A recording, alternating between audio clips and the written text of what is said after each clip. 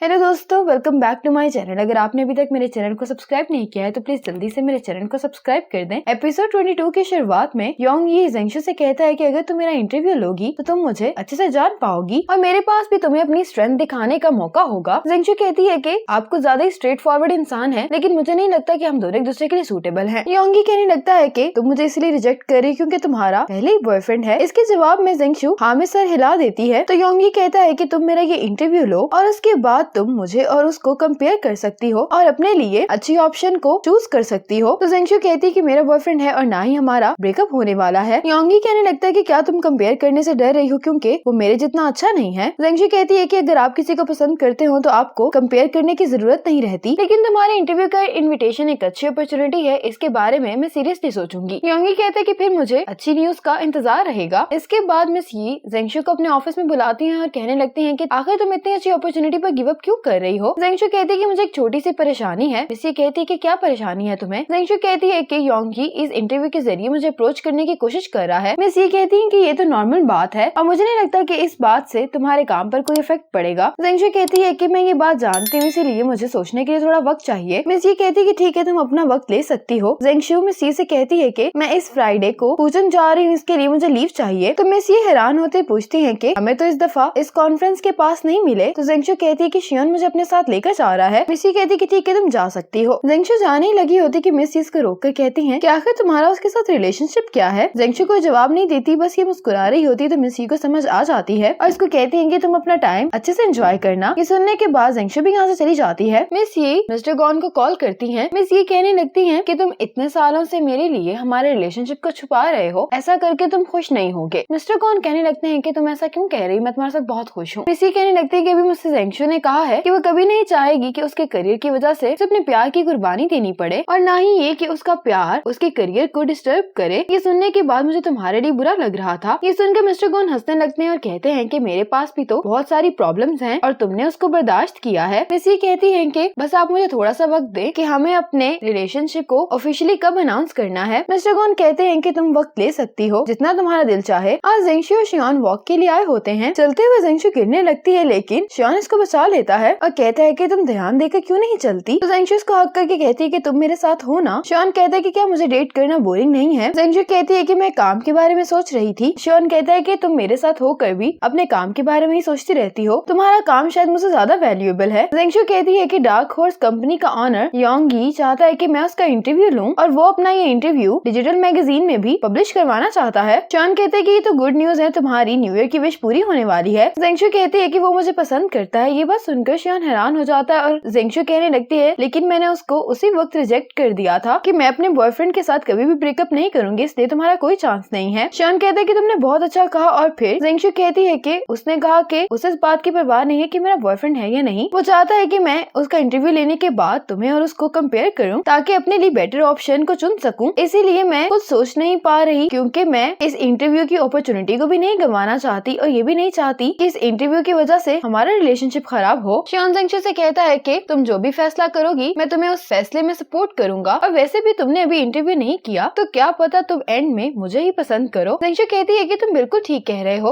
अगर मैं योंगी जैसे 100 और लोगों को भी इंटरव्यू करूंगी तो फिर भी मैं तुम्हें सबसे ज्यादा ही पसंद करूंगी। शियोन जेंगशु की तारीफ कर रहा होता है तो जेंगशु कहती है कि तुम पहली दफा मेरी इस तरह से तारीफ कर रहे हो, मैं तो उसका रिकॉर्ड करूंगी। शियोन कहने लगता है कि तुम अपने काम को बहुत पसंद करती हो और इसीलिए जब तुम काम करती हो तो तुम्हें कोई और ही पर्सनैलिटी नजर आती है, लेकिन तुम्हारा यही चार्म है जिसकी वजह से मैं तुम्हारी तरफ अट्रैक्ट हुआ हूँ और जब तक हम साथ हैं तो फिर किसी दूसरे की कोई भी गुंजाइश नहीं है हमारे दरमियान। जेंगशु सुनकर मुस्कुरा रही होती है, फिर ये शियोन को किस कर देती है और जेंगशु शियोन से कहती है कि मैं तुम्हें हमेशा ही ऐसे प्यार करूंगी और फिर ये दोनों अपनी वॉक करने लगते हैं। दूसरी तरफ शियोन अपने बॉस को चिप कॉन्फ्रेंस पर जाने के लिए मना लेती है। अब ऑफिस में चिप कॉन्फ्रेंस के बारे में बात हो रही होती है तो शिव जेंगशु से पूछती है कि क्या प्रोफेसर यू भी इस चिप कॉन्फ्रेंस में जाएंगे। तो जेंगशु कहती कि हाँ। इसके साथ ही शिव गॉन्जी को इस कॉन्फ्रेंस में लेकर जाने के लिए मनाने लगती है। शन गॉन्जी को कॉल करके कहती है कि मैं अपनी कंपनी की तरफ से इस चिप कॉन्फ्रेंस पर जा रही हूँ, क्या तुम मुझे अपने साथ लेकर जा सकते हो। गॉन्जी शन से सॉरी कर देता है तो शन कहती कि कोई बात नहीं, ये कहकर ये जल्दी से कॉल बंद कर देती है। और आज जेंगशु योंगी का इंटरव्यू लेने के लिए आ गई होती है। इंटरव्यू के दौरान जेंगशु योंगी से बहुत सारे सवाल पूछती है और एक सवाल ये होता है कि आखिर तुम और ब्रूस पार्टनर्स कैसे बने। तो योंगी बताने लगता है कि मैं और ब्रूस अब्रॉड में एक साथ ही थे, इसलिए चाइना वापस आने के बाद मैंने और ब्रूस ने पार्टनरशिप कर ली। मिली। जेंगशु कहती है कि तुम्हारे अंदर ये जो कॉन्फिडेंस है, इसी के कारण ब्रूस तुम्हारा पार्टनर बनने के लिए तैयार हो गया है, क्योंकि इससे लोगों को तुम पर ट्रस्ट होता है। तो योंगी कहने लगता है कि जब आपके पास कुछ स्ट्रेंथ होती है तभी आपके पास कॉन्फिडेंस आता है। अब गॉन्जी शियो को पिक करने के लिए आ गया होता है। शियो गॉन्जी से पूछती कि तुम काफी अपसेट दिखाई दे रहे हो, लेकिन गॉन्जी इस बात का जवाब नहीं देता। जेंगशु अपना सामान पैक कर रही होती है कि इसको शियोन की कॉल आती है, जिससे पूछता है कि क्या तुम तैयार हो गई हो। तो जेंगशु कहती है कि हाँ। तो शियोन इसको बताता है कि मैंने अपने ड्राइवर भेज दिया है, मैं फूचंग में तुम्हारा इंतजार करूंगा। ये गाड़ी में बैठने वाली होती है कि इतने में यहाँ पर शिंगजाओ आ जाता है। जेंगशु इसको देखकर जाने लगती है तो शिंगजाओ कहता है कि मैं तुम्हारा कब से यहाँ पर इंतजार कर रहा हूँ, मुझे तुमसे एक बात करनी है। जेंगशु कहती है लेकिन मैं तुम्हारी किसी बात को सुनना नहीं चाहती। ये काफी रिक्वेस्ट कर रहा होता है तो जेंगशु इसकी बात सुनने के लिए तैयार हो जाती है। शिंगजाओ कहने लगता है कि क्या तुम्हारा बॉयफ्रेंड मैरिड है। इसकी यह बात सुनकर जेंगशु को गुस्सा आ जाता है, कहने लगती है कि मुझे तुम्हारी बात नहीं सुननी और वैसे भी कोई मेरा इंतजार कर रहा है। जब शिंगजाओ इसकी गाड़ी देखता है तो ये हैरान हो जाता है। जाते हुए जेंगशु से कहने लगती है कि फ्यूचर में हम रिलेटिव्स बन जाएंगे तो तुम्हें अपने बड़ों की थोड़ी सी इज्जत करनी चाहिए। ये कहकर जेंगशु कार में बैठ जाती है। जाकर रास्ते में जेंगशु को शियोन की कॉल आती है, जिससे कह रहा होता है कि हमारी मुलाकात आज होगी। जेंगशु के रिस्पॉन्स से शियोन कहने लगता है कि क्या तुम खुश नहीं हो। यहाँ पर शियोन को कोई बुला रहा होता है तो जेंगशु कहती है कि तुम बिजी हो, अपना काम कर लो, रात में मुलाकात होगी। शियू अब यू को मैसेज करती है कि क्या आप फूचंग के लिए निकल गए हैं। यू कहते हैं कि तुम्हें मेरे शेड्यूल के बारे में कैसे पता। तो शियू कहती है कि मुझे जेंगशु ने बताया था कि ये कॉन्फ्रेंस आपके लिए बहुत जरूरी है, तो आप जरूर जाएंगे। शियू बहुत मुस्कुरा रही होती है तो गॉन्जी कहता है कि जो भी बात है तुम मुझसे शेयर कर सकती हो, मुझे इस तरह के मामलों में बहुत एक्सपीरियंस है। शियू के एग्जाम्पल के जरिए से गॉन्जी को अपनी और यू की सिचुएशन समझाती है। तो गॉन्जी कहता है कि अगर मुझे कोई इस तरह से चेस कर रहा होता तो मैं तो यही चाहता कि वो लड़की मेरा पीछा ना करे। ये सुनकर शियू को अच्छा नहीं लगता, कहती है कि तुम्हें कुछ भी नहीं मालूम। शियोन इस कॉन्फ्रेंस में पहले ही आ गया होता है और यहाँ पर इसकी मुलाकात योंगी से होती है और योंगी इसकी तरफ हाथ बढ़ाते हुए कहता है कि मैंने आपके बारे में बहुत सुना है। शियोन भी इससे हाथ मिला लेता है। इसके बाद जेंगशु होटल पहुँच जाती है और ये शियोन को मैसेज करके पूछती है कि तुम कहाँ पर हो। शियोन बाकी सब लोगों के साथ लंच कर रहा होता है कि इतने में असिस्टेंट चैन आकर शियोन को बता देता है कि जेंगशु यहाँ पर पहुँच गई है। दूसरी तरफ जेंगशु शियोन का होटल में इंतजार कर रही होती है कि अभी तक इससे मिलने क्यों नहीं आया। अब इस लंच पर शियोन और योंगी की बारे में बात हो रही होती है तो शियोन कहते हैं कि लियान और डार्क हॉर्स में जो कंपटीशन है वो काफी अच्छा है और ना ही मेरा और योंगी का आपस में कोई मसला है। और जहाँ तक बात रही ब्रूस की तो उसकी अपनी चॉइस है और मैं उसकी चॉइस की रिस्पेक्ट करता हूँ। और योंगी कहने लगता है कि हो सकता है कि फ्यूचर में डार्क हॉर्स और युनचंग आपस में कोऑपरेशन कर ले। देखिए सुबह से ही शियोन का इंतजार कर रही होती है और उसको मैसेज पे मैसेज सेंड किए जा रही होती है। शियोन जब इसके मैसेज देखता है तो ये यहाँ से चला जाता है, लेकिन योंगी शियोन को ऐसे जाता हुआ बहुत गौर से देख रहा होता है। शियोन जब वापस जा रहा होता है तो ये जेंगशु को कॉल करके पूछता है कि तुम क्या कर रही हो। जेंगशु कहती है कि मैं यहाँ पर मजा कर रही हूँ। ये कहकर ये कॉल बंद कर देती है। जेंगशु बाहर आकर अपने लिए खाना खरीद रही होती है। इतने में एक लड़का जेंगशु के पास आता है जो इसको अपने साथ ड्रिंक करने के लिए कह रहा होता है। जेंगशु अपना हाथ छुड़वा कर जाने लगती है तो दो और लड़के इसके सामने आ जाते हैं। शॉप वाला जेंगशु को इसका ऑर्डर दे देता है और इसे कहता है कि तुम जल्दी से यहाँ से चली जाओ। जेंगशु जाने वाली होती है कि आदमी फिर से इसका बाजू पकड़ लेता है। जेंगशु अपने आप को छुड़वाने की कोशिश कर रही होती है और इतने में यहाँ पर शियोन आ जाता है और शियोन बहुत जोर से इस आदमी का हाथ ट्विस्ट कर देता है और इसको साइड में धक्का देने के बाद ये जेंगशु का हाथ पकड़कर इसको यहाँ से लेकर जाने लगता है। जब ये दोनों लिफ्ट के पास पहुँच जाते हैं तो जेंगशु से अपना हाथ छुड़वाते उसे पूछते कि तुम क्या कर रहे हो। शियोन गुस्से में होता है, उसे कहने लगता है कि तुम रात को अकेले बाहर क्यों गई। जेंगशु कहती है कि मैं अपने लिए खाना खरीदने गई थी क्योंकि तुम तो मुझे यहाँ पर बुलाकर भूल गए थे। जब ये दोनों लिफ्ट में आ जाते हैं शियोन जेंगशु से कहने लगता है कि तुम्हें बाहर जाने के लिए इतना अच्छे से तैयार होने की जरूरत नहीं थी। जेंगशु कहती है कि क्या तुम अब इस बात पर भी मुझे टीच करोगे। शियोन कहता है कि क्या तुम नहीं जानते कि तुम कितनी अट्रैक्टिव हो। ये सुनकर जेंगशु मुस्कुराने लगती है और कहती है कि क्या तुम भी मेरी तरफ अट्रैक्ट हुए हो। शियोन जेंगशु का हाथ अपने दिल पर रखकर उसे कहता है कि तुम्हें इसको फील करके पता चल जाएगा और फिर शियोन जेंगशु को किस कर लेता है। ये दोनों ऐसे खड़े होते हैं और इनका फ्लोर आ क्या होता है। जब दो लड़कियां इनको बुलाती हैं तो जेंगशु तो जल्दी से भागकर यहाँ से चली जाती है। अब जेंगशु अपने रूम के बाहर आती है तो ये शियोन से कहती है कि क्या तुम मुझे फिर से किस कर सकते हो। मैं कुछ फील नहीं कर पाई, लेकिन शियोन इसके रूम का दरवाजा खोल देता है और कहता है कि तुम्हें जाकर सो जाना चाहिए। लेकिन जेंगशु इसी बात पर इंसिस्ट कर रही होती है। शियोन इसको गौर से देख रहा होता है और इसी मोमेंट पर एपिसोड 22 खत्म हो जाती है।